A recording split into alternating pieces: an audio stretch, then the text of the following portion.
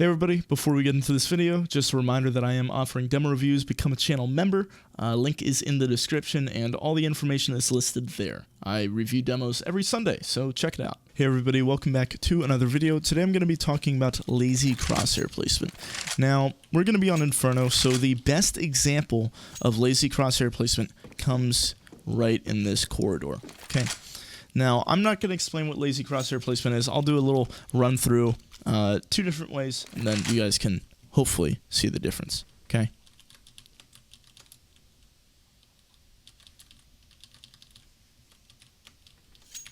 Okay. That's way number one, okay? And then this would be way number two.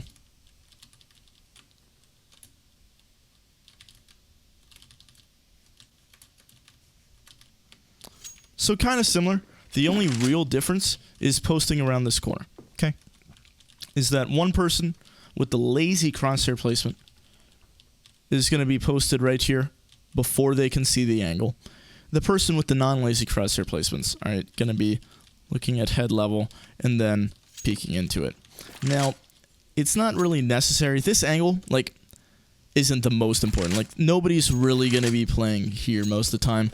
So you're going to get away doing this. And it's not the worst example of having a lazy crosshair. Like, it's not going to have the most negative effects. Most people do it. That's why I picked it. Most people, I pretty much do this. Right? I'm not going to come up like this.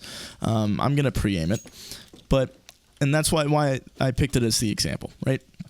But where it can get you killed is mostly going to be on the T side when you're clearing things. So, for example, if you're coming up car and you don't have any flash or anything, but you want to peek this guy, right? This is a nice angle where a guy's probably going to play. So you're going to be right here, okay? And you're lining it up. It's not the worst play, but somebody could easily just swing right here. You have no sort of information. So having a non-lazy crosshair placement would be like that, and you want to last second flick over so you can AD. The positive of like lining it up beforehand, it means you don't have to move your mouse at all when you're peeking. You only have to worry about the keyboard and counter strafing at the correct time.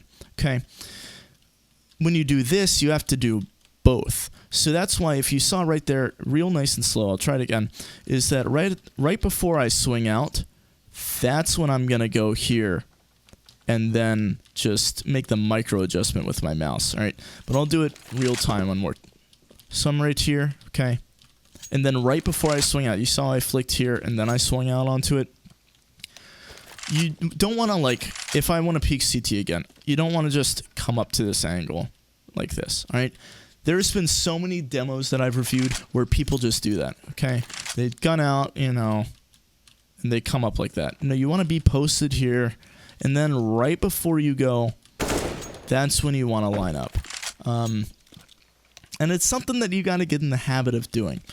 The reason, like, the way it's beneficial, and, like, yeah, you're probably going to get a more consistent lineup if you're lining up, you know, beforehand, way beforehand, than you are if you're going to quickly switch into it. But anybody swinging out here can easily get the kill on you, and this is such a common space for them to swing, especially if they throw like a pop flash or something, right?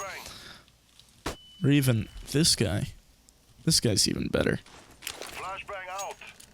right? If they throw something like that, they're gonna swing with that. And if you're posted up right here, you then have to make that adjustment, and you're probably going to miss your shot. As much as you want to think that your flicks are, like, on point, you're probably going to end up missing the shot. So, again, this is the easiest thing to point out in a demo review, and it really separates the lower-tiered players from the higher-tiered players, because the higher-tier players understand that their mouse needs to be moving like 90% of the time. All right, there's a rare occasion where it's actually stopped. Even right here, okay, I'm going to be like posted up on this as I'm coming around, and it does help to have a sensitivity that you're very comfortable with to do this, okay?